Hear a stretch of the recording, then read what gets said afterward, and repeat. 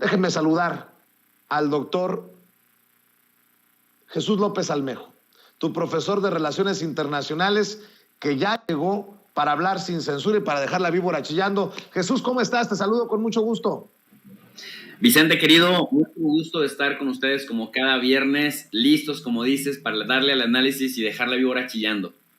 Oye, antes de entrarle a los temas que tenemos ahí en la agenda, ¿cómo ves esta situación? ¿Cómo ves este momento histórico para los medios de comunicación, para los periodistas, para la labor informativa, con un presidente que no se guarda nada y con periodistas que publican lo que quieren porque hay libertad de expresión en México, pero parece que no aguantan cuando les refutan, pues desde Palacio Nacional o el día de hoy desde Tlaxcala en la mañanera? A mí me parece que estamos viviendo tiempos hermosos, tiempos excepcionales, tiempos que se tendrían que aplaudir en términos democráticos, porque efectivamente estamos viendo también las máscaras cayendo de muchos simuladores en activismos de grupos ambientalistas, en activismo de grupos feministas, en activismo de grupos políticos, en activismo de medios de comunicación, que supuestamente luchan por la democracia. Bueno, incluso vemos activistas universitarios, activistas que defienden al CIDE o activistas que defienden al INE, dicen una organización ciudadana que le da certeza a las elecciones, pero que vemos que no les, ni por aquí les molesta los sueldos ostentosos que ganan. Y en el tema de los medios de comunicación, Vicente, me parece que son tiempos muy interesantes porque vemos esta lucha de narrativas en la cual se lucha no tanto por la verdad, sino por la posverdad y por cómo la gente recibe la información que cada uno de estos grupos de comunicación emite. Y lo interesante de esto es que ya no solamente es la monopolización de un sector de medios de comunicación que se atribuían la característica de ser los periodistas los únicos calificados para poder hablar de todos los temas, los únicos que tenían acceso a políticos de alto nivel, los únicos que tenían derecho a coberturas de eventos importantes de la presidencia o de alguna secretaría importante en el gabinete. Vemos que ya no es tan fácil que estos medios, cuando nadan de manera sincronizada, puedan tener este impacto y esta capacidad de convencimiento de las masas, porque en realidad la gente está optando en este mundo de la democratización de la información que permiten las redes, está optando por fuentes alternativas de comunicación. Y me parece fascinante. Yo casi, aunque es mucho más pues experimentado y tiene mayor edad, López Obrador, me recuerda mucho a Rafael Correa, el expresidente de Ecuador, esta capacidad tan frontal que tenía para encarar a los medios de comunicación empresariales, a los corporativos. Me fascinaba mucho el cómo cómo los cuestionaba, cómo estos le reviraban diciendo que era atacar la libertad de expresión al descalificarlos, y tú te preguntas, ¿cómo así que en una democracia en donde todos tenemos capacidad para observar, evaluar, analizar y discernir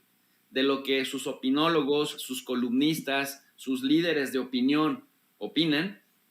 pues ¿por qué nuestra opinión tendría que ser una amenaza a la libertad de expresión? ¿Y por qué un presidente al que atacan con calumnias, al que lo difaman una y otra vez, no podría revirar? ¿Por qué no podría regresar a ese cuestionamiento? Y lo más importante, Vicente, ellos dicen, nosotros tenemos la misión de controlar al poder político y de mantenerlo a raya. Bueno, si esa es su misión, entonces ellos son actores políticos, y si son actores políticos, entonces claro que se les puede revirar, y me parece que es lo que está haciendo el presidente. Y bueno, esto es fascinante porque genera un interés genuino en la gente que antes se aburría de la política, que antes la gente había esta idea dominante de que la política era solamente para los políticos, y ahora la gente sabe que desde sus propios espacios, desde la decisión de ir a votar o no, desde la decisión de ir a cuidar casilla o no, de participar en una consulta ciudadana o no, es hacer política. Y incluso el hecho de, aunque no leas un periódico, pero escuches un programa de análisis, porque al final de cuentas también está muy sobrevalorado eso de que lee para que te cambie la vida. O sea, la lectura es una herramienta, sin duda alguna, para acercarte al conocimiento, pero ahora hay métodos alternativos para acercarte al conocimiento, y me parece que lo fascinante de las redes sociales bien utilizadas es que justamente acercan a la gente a que se familiarice con los temas que más le importan, y por eso vemos este fenómeno de que la gente ya no se chupa el dedo, porque ya no tienen el monopolio estos medios de comunicación, que mira que lo han intentado bastante en las redes sociales, porque tú sabes que de pronto Televisa o TV Azteca se andan queriendo robar el contenido de la presidencia, por ejemplo, o de otros eventos, y cuando uno, desde los humildes cacahuatitos de nuestros canales, queremos también transmitir algunas cosas, se lo agencian, te andan demandando a través de las redes sociales. ¿Por qué? Porque sienten el impacto directo de que la gente pues no les cree, los cuestiona demasiado, y en cambio, bueno, pues con nosotros vemos el respaldo que la gente poco a poco nos viene a dar a nuestros espacios. Pero esto, Vicente, para regresar nuevamente al punto de la pregunta del cómo ves y de lo que señalabas esto de Carmen Aristegui, me parece que el hecho de que el presidente dé argumentos y también no se deje, o sea, que también los desenmascare, pues genera que la gente todavía más contraste lo que se dicen en las distintas fuentes, y pues es enriquecedor. Vivimos tiempos maravillosos de la democracia, Vicente. Así es, y ya en temas de relaciones internacionales, ¿cómo ves tú este respaldo, pues así lo entiendo, del embajador de Estados Unidos en México, Ken Salazar, a la reforma eléctrica del presidente Andrés Manuel López Obrador, después de muchos jaloneos y de que muchos políticos y comunicadores, bueno, no voy muy lejos, algunos que escriben como Riva Palacio y estos que decían que la secretaria de Energía había venido a poner en su lugar a López Obrador, pues me parece muy significativo que salga el embajador a decir que, pues que tiene la razón López Obrador. ¿Cómo la ves tú, doctor? Pues mira, en estos procesos de comunicación política existe la etapa de la socialización de lo que viene, y en la socialización sirve para sondear respuestas y cómo los grupos de interés o se van a reagrupar, o se van a ceñir, o van a retroalimentar. Es decir, si ayudan y si colaboran, bajo qué condiciones, bajo qué circunstancias, pero de antemano están avisados, y están siendo avisados de esta buena relación de la que se está gozando con Estados Unidos. Y algo que me parece muy interesante de Ken Salazar es que no es ningún improvisado. De hecho, hace años se le otorgaba a él la medalla del Águila Azteca por las contribuciones que como extranjero había hecho por México. En la época de Carlos Salinas de Gortari era uno de los que más habían apoyado en el cabildeo para los intereses mexicanos en Estados Unidos, este acercamiento del Tratado de Libre Comercio con América del Norte, que ciertamente fue muy criticado, pero que ahora incluso críticos como el mismo presidente López Obrador en aquel momento ahora reconocen que el Tratado de Libre Comercio pues genera bastantes divisas para México.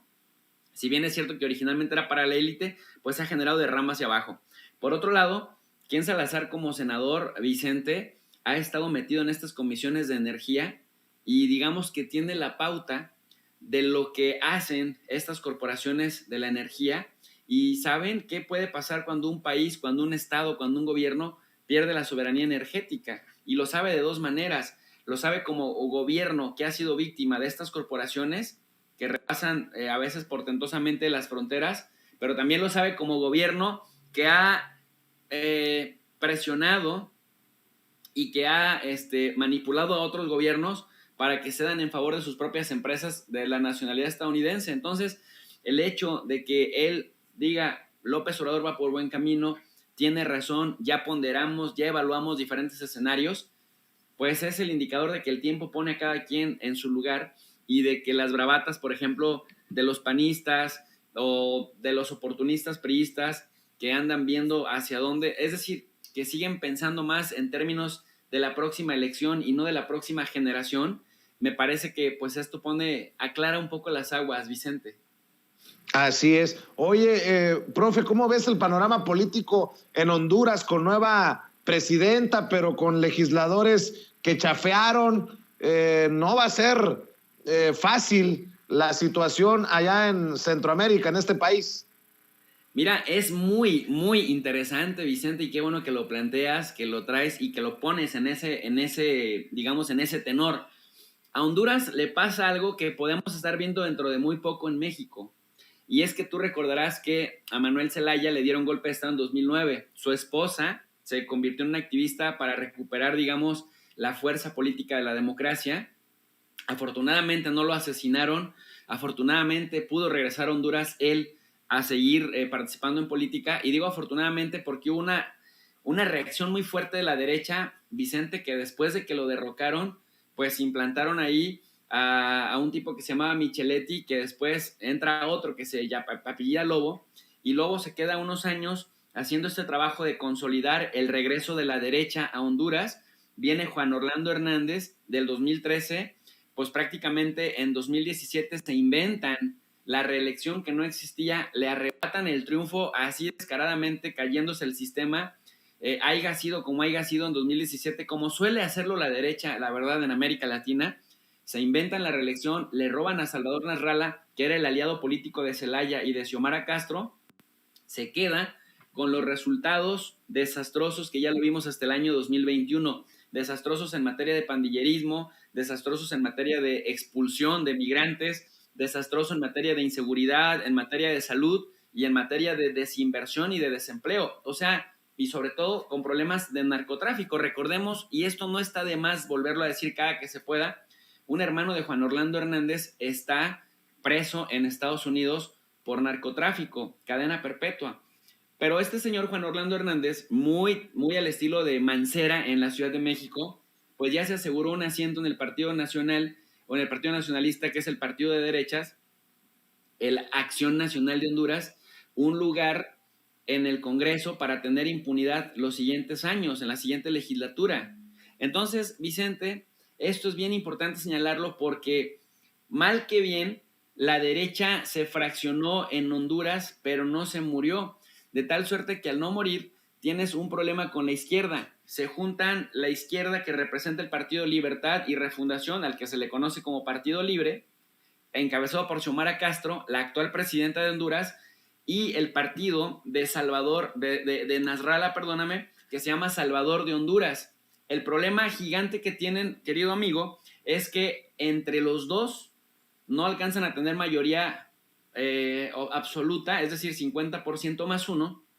y aquí viene un problema, porque tienen un Congreso Nacional de 128 curules, pero entre los dos juntan 60.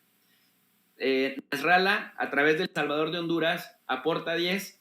y Xiomara Castro, a partir del Partido Libre, aporta 50. Y aquí viene lo complejo, Vicente, porque les hacía falta, ya juntos tenían 60, les hacían falta negociar con otros 5 más para poder tener ese 50% más uno.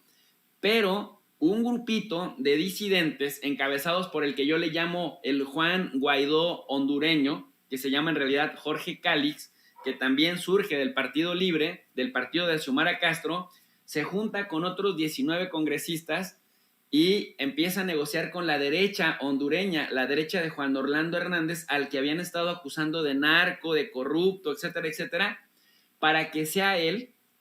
al servicio de las élites económicas y estadounidenses hondureñas, el presidente del Congreso. Tú sabes que el presidente del Congreso tiene pues bastante influencia en qué proyectos se congelan, qué proyectos de ley se congelan y qué proyectos de ley se terminan convirtiendo en ley. Jala a 20, Xiomara Castro anuncia en las redes sociales hace unos días, traición, nos han traicionado. El Partido Libre abiertamente dice, a esos traidores los vamos a expulsar, y hay 2 que recapacitan y regresan al redil. Sin embargo, Jorge Cálix, el Juan Guaidó hondureño, que además tomó protesta el 23 de enero, el mismo día que en el año 2019 lo hiciera Juan Guaidó, que se autodenominara presidente de Venezuela, bueno, pues se autodenomina presidente del Congreso, y es que él decía que era injusto que Nasralla, que nada más aportaba 10 votos a la alianza en el Congreso, pidiera su vicepresidencia y pidiera también tener uno de su partido, Luis Redondo, como presidente del Congreso Nacional. Entonces, en este momento vemos que hay 2 presidentes del Congreso Nacional. Uno, Jorge Cálix, al que reconoce la oposición y el ex gobierno de Juan Orlando Hernández, pero Jorge Cálix, recuérdese, salió del Partido Libre de Xiomara Castro, y Luis Redondo, que es con el que se había pactado que en caso de que Xiomara Castro ganara, pues el partido iba a votar por él para que fuera miembro del Congreso Nacional. El problema es que se tomaron por la fuerza la tribuna, hubo golpes por todos lados, hubo insultos, o sea, se vivió una verdadera batalla campal, y así en plena batalla campal, al estilo de Felipe Calderón en aquellas épocas del 2006, en diciembre del 2006, tomaron, digamos, el Congreso Nacional, y ahora Jorge Cálix dice, soy el presidente del Congreso Nacional, pero está amarrado con la derecha de Honduras, que prácticamente pues mantuvo el statu quo hasta este momento. Y esto le pone un panorama muy complicado a Xiomara Castro, querido Vicente, porque no sé si ya de por sí con la oposición tenía bastante complicado el asunto político, pues imagínate con 18 traidores, le va a costar muchísimo más trabajo tener mayorías, y por lo tanto pues va a tener que recurrir a todas las facultades que tenga el Ejecutivo en su poder, pero difícilmente vamos a ver que una ley prospere, porque pues va a tener que ir negociando primero con los traidores de su propio partido, que son 18, con ese presidente que sí reconoce la derecha, pero que no reconoce ella. Mira, a tal grado llegó el conflicto interno que no tomó posesión ella, no juró el cargo en el Congreso Nacional, que es donde debería de haberlo hecho, y lo hizo simbólicamente, dice ella, con el pueblo, y lo hizo en el Estadio Nacional. Entonces, eso te habla de que Honduras, aunque es chiquitito, está siendo como muy representativo de este fenómeno que hemos estado viendo de las derechas que se aferran al poder, que lo vimos en México en 2006 con Felipe Calderón arrebatando el poder, que lo vimos en Perú con Fujimori queriéndole arrebatar el poder a Pedro Castillo y que lo traen también a pan y agua, lo vimos en Venezuela, lo vimos en Bolivia. Por eso el laboratorio llamado Honduras era muy importante abordarlo, porque no está, digamos, fuera de lo que ha estado sucediendo, sino que por el contrario es un indicador muy importante de dos cosas: de cómo los poderes fácticos se aferran a todos los medios y a todas las lagunas legales al poder, y dos, de cómo hay que cuidarse de los traidores, porque desde adentro se dan los golpes más duros y más contundentes, Vicente. Así es, y me decías también, para cerrar, doctor, que era importante mencionar este nuevo gasoducto Rusia-China. Sí, pues mira, resulta que los europeos que están teniendo una actitud bastante suicida, yo todavía no entiendo cómo los europeos se dejan ningunear por Estados Unidos, que desde la época, ya llámese Donald Trump o llámese Joe Biden, que parecía que iba a profesionalizar nuevamente la política de Estados Unidos, presionaban a los europeos para que le compren más gas a Estados Unidos y para que un gas más caro y de menor calidad que el que les vende Rusia, y que empiezan a invertir en defensa por lo menos el 2% de su Producto Interno Bruto, por lo menos los aliados de la Organización del Tratado del Atlántico Norte, la OTAN. Bueno, como no lo hicieron a las buenas, entonces Estados Unidos empieza a crear un conflicto con Rusia en el tema de Ucrania, primero desplazando, digamos, las fronteras de la OTAN a República Checa, a Polonia, a Estonia, Letonia, Lituania, y después, con ese mismo, digamos, afán de que no hay nada tratado por escrito, empezaron a coquetear con Ucrania. En Ucrania pasa algo, en 2014 tú recordarás que hubo un golpe de Estado nuevamente de la derecha, pero que en el caso ucraniano es gente a la que tú podrías considerar, cuando ves su agenda ideológica, es gente neonazi, y ya vimos los efectos que tuvo la llegada de los nazis al poder en un país. Nada más que diferencia pues de Alemania de los años 40 o de los años 30, pues Ucrania no pinta económicamente en Europa. Sin embargo, esto implica que los neonazis que dieron un golpe de Estado en 2014 recibieron apoyo de Estados Unidos, recibieron arma, recibieron respaldo diplomático, y además empezaron a hacer ataques, bombardeos, así como no lo dice la prensa occidental, en Lugansk y en Donetsk, que es población de mayoría rusa. Eso obligó a que el gobierno ruso entrara, pusiera orden, y entre 2014 y 2022 estamos hablando de unos entre 12,000 y 14,000 muertos, que ha servido de pretexto para desestabilizar la región, para justificar la movilización de militares a la zona, para aumentar las presiones por parte de Estados Unidos a los europeos para que dejen o disminuyan la compra de gas a Rusia. Y entonces, en ese contexto, los europeos se han venido sumando constantemente a las sanciones económicas que cada vez elevan el tono que Estados Unidos le impone a Rusia. ¿Qué sucede con el tema de Ucrania? Que han estado diciendo que Rusia amenaza la paz por movilizar tropas a su propia frontera. Y los europeos dijeron, pues nosotros estamos en esto con Estados Unidos, que por cierto Estados Unidos acaba de recibir al emir de Qatar para que sea Qatar el cuarto proveedor de gas en el mundo, el que empiece a sustituir paulatinamente a Rusia, el gas ruso en Europa. Pero ya Qatar dijo, oye, pues sí somos productores de gas, pero no somos tanto, o sea, no tenemos tanto alcance. Para hacer el cuento corto, Europa en una actitud suicida se jactó de que por mucho gas que tuviera Rusia, si no tenía clientes que le compraran gas, de nada le servía tener la mercancía si no había a quien vendérsela. Y eso en referencia a que le preguntas al secretario general de la OTAN, le preguntas también al canciller de Alemania, el nuevo canciller, a Olaf Scholz, y le preguntas también a Emmanuel Macron si no les daba temor que les cortaran, que Rusia les cerrara la llave de gas, porque recordemos que Europa depende hasta en un 40% de todo su consumo de gas de Rusia. Y ellos decían, pues sí nos da temor, pero no le vamos a permitir a Rusia amenazar la paz mundial y le vamos a dejar de comprar gas si se ponen en ese plan. Al cabo, dice, sin clientes, pues no hay ganancia. Bueno, pues Vladimir Putin, ajedrecista como lo conocemos y consciente de que esto ya viene cirniéndose desde el año 2014, recurre a China, se acerca a Xi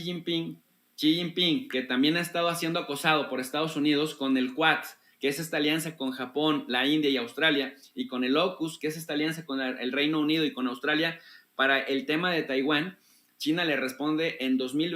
mayo del 2020 a Putin que sí, que a China le interesa el gas, porque China ha estado tratando de conseguir el gas en Irán y ha estado tratando de conseguir el gas con países de Asia Central, pero necesita un proveedor increíble. Bueno, pues Rusia está avanzando un gasoducto desde Siberia que pasa por Mongolia y que llegaría hasta Pekín o Beijing en términos más castellanos para proveerle 50,000 millones de metros cúbicos al año de gas licuado, de gas natural, y esto generaría que China pueda mantener su crecimiento, pueda mantener su nivel de construcción, de infraestructura y pueda seguir convirtiéndose en el portento económico que es. Pero esto también desahoga a Vladimir Putin, porque si los europeos ya lo están medio chantajeando o extorsionando, diciéndole que le van a reducir la compra de gas para que también económicamente se las vea difíciles, pues ya tiene sustituto, de tal suerte que ahora quien sale perdiendo con esta mega movida serían los europeos. Y nada más para cerrar, Vicente, se estima que para el 2024 esto ya empiece a construirse, que para el 2027 esto se inaugure, y aquí viene la reflexión. Para ese tiempo ya no va a estar Joe Biden en Estados Unidos, para ese tiempo ya no van a estar algunos de los actuales presidentes o primeros ministros de Europa, pero quienes sí van a seguir en el poder de sus respectivos países son Xi Jinping y Vladimir Putin, de tal suerte que esta partida en el mediano y el largo plazo, que se escuche y que se escuche fuerte desde Sin Censura, la tienen ganada China y Rusia, y por más intentos y más despropósitos por desestabilizar la región, prácticamente ya los están poniendo bajo control, Vicente. Pues qué interesante siempre escuchar sobre estos temas que manejas a la perfección, profe, y bueno, pues yo siempre te pido que mantengamos a la audiencia de Sin Censura informada desde tus trincheras y que la audiencia también pague con amor. Amor con amor se paga, y que se sigan suscribiendo a tu canal de YouTube y que te sigan en redes sociales, profe. Muchas gracias, querido Vicente. Sobre todo algo que van a encontrar aquí en Sin Censura y que difícilmente lo encuentran en otros canales es honestidad intelectual y una colaboración, una sinergia muy bonita y muy interesante que has ido logrando, Vicente, porque es una colaboración trans multidisciplinaria para analizar los temas desde diferentes áreas y desde diferentes ángulos, que eso también lo tienen muy pocos canales. Me consta que en Sin Censura, para hablar de política nacional, pues traes a diputados, traes a senadores, para hablar de relaciones internacionales traes a geopolitólogos, no traes a gente improvisada, y esto siempre se agradece porque cuando uno quiere entender con honestidad intelectual qué sucede en otros lugares del mundo, en otras latitudes o en la misma, en la propia, pues Sin Censura sin duda alguna es un referente. Por más que te ladren los perros, Vicente, esto es una referencia sin duda alguna, y yo invito a la gente que está interesada en los temas de relaciones internacionales, en política internacional y geopolítica, a visitar el canal de Tu Profe de RI. Tu Profe de RI, RI significa Relaciones Internacionales, y tarde a tarde y noche a noche, tanto en el Club de los Desvelados como en las tardeadas de análisis de las relaciones internacionales, abordamos lo que está pasando en el mundo y cómo eso que está pasando en el mundo nos afecta cotidianamente. El canal es Tu Profe de RI, y pues ahí los invitamos, y agradecido siempre con Vicente que nos abre este espacio para darnos a conocer. Te mando un abrazo, profe, estamos al pendiente, que pases excelente fin de semana. Igualmente, querido Vicente, feliz día. Gracias, el doctor Jesús López Almejo, Tu Profe de RI, aquí en Sin Censura. Estamos contra el reloj.